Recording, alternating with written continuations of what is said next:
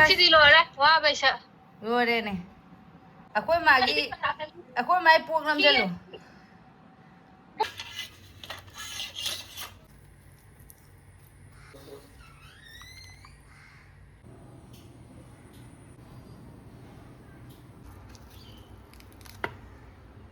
Good morning ma'am. Good morning haibu ma'am. Asidi Julie thilluba halakwa pung ani adum tare. Hodi masu amuk chattuinina ko. Silong hangidoinina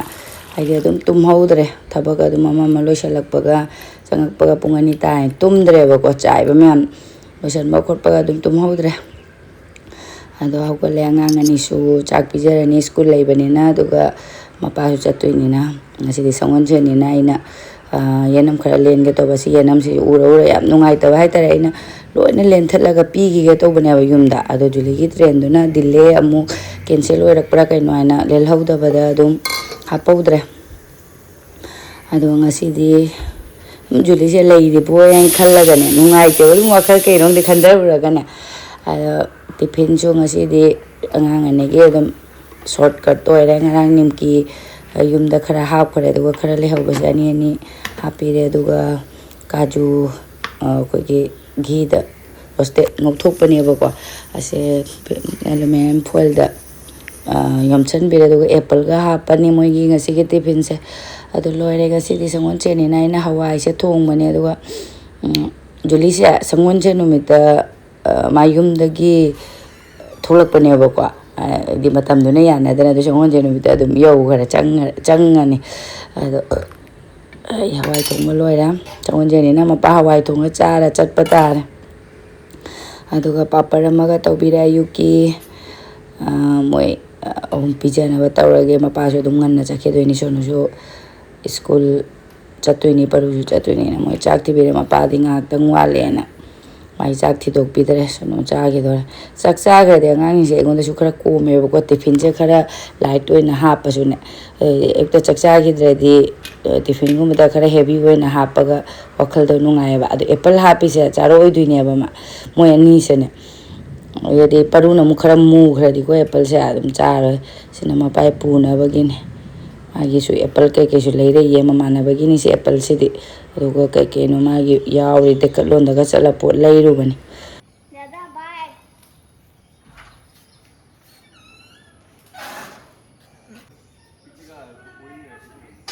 रुमाल लिया हाँ हाँ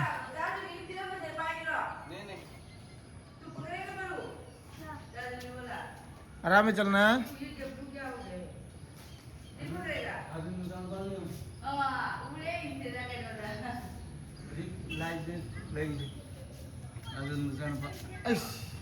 माई पाखंग बारे ने pope बगा लेना हैंकी पिरम मदम लौरा परू कब हम कलर ब्लू सब मसक से बाय देखो तो इधर bye angang ani gi loi khara sin na mo ma gi amuk puna ba ready tawra thamnge ngasi de nungsa pa na sa duri bo pung taren makhai de nungsa sumaina tawra di kamai taw doin hongde na ma pa se khara ngan na dum chalo su hai bo ko chakadam su lei mi na adana ma lembu mahi summa pi bane ne lambi da nungsa da thau de ni na khara thakna ba na ana mai lembu mahi da khohi yan ne ko ma di chini hapte ba khohi se hapa ba thakpa ge ngasi su hawi khohi hapa ga lembu mahi thakpa si su na bottle da hanjan bire aduga ma puja grani packing tawre kai no sai matek sima di sengamdre gi video se ngone moi chatna ba gi lang ba da ba sakaya ma su ngasi di pura ichik chik na nungai ta ba do oirani ma chatpa ga Julie chakhi baga andakti audong ju karaktere sai se dekta kun mane ba koi Julie chatore na toira kai fi phawrage nam ti di Julie na ka ko aina fi ga phawbal su loi baga ma pukhapi ni nongmani ni di Julie se num ningjang ani man tawrab to masing da asidi nuksa se fajana sadur ai sadur fi ga phawbam nei tam ne ngasi di ai si bedsheet se as aina pamjana thamjaba ko yam pamjaba bedsheet ne ba color ga se inging laujena kuisu kuire sigi bedsheet se kui bai bu fajana kuire se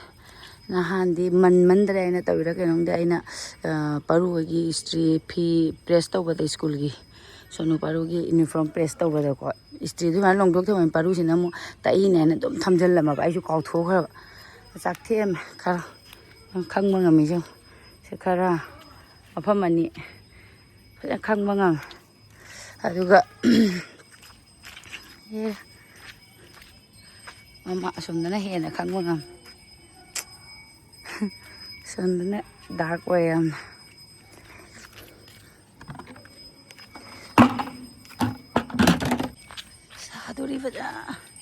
saduri bada nong sa jinga sidi sienge nong thakka se bada cha thai chinau hana na thambani ado ngasi de amuk ithanda thakpa hodore hanai mongda nang changai sum angang ani skul jakha ko ichinau to wari sana bada tasu dom pung ama ni ta gi baga khangaude no ngasi gi ithanda thage ne re yaudra na agi cha leire gi breakfast se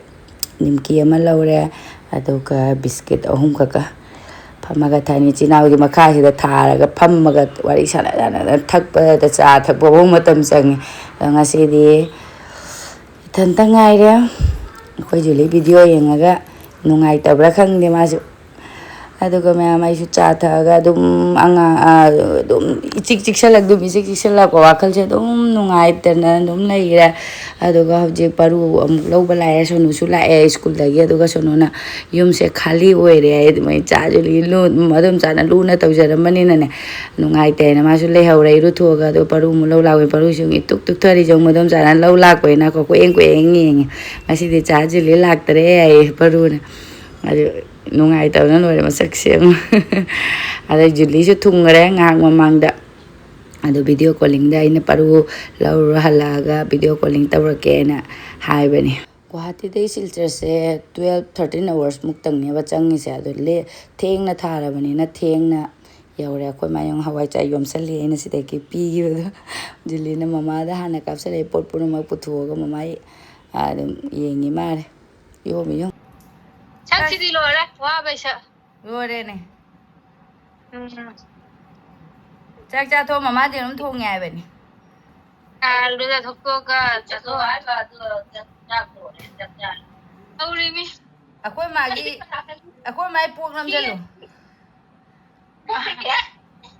Mama andi pok lagi tere maning ka di pok nata. Kaya.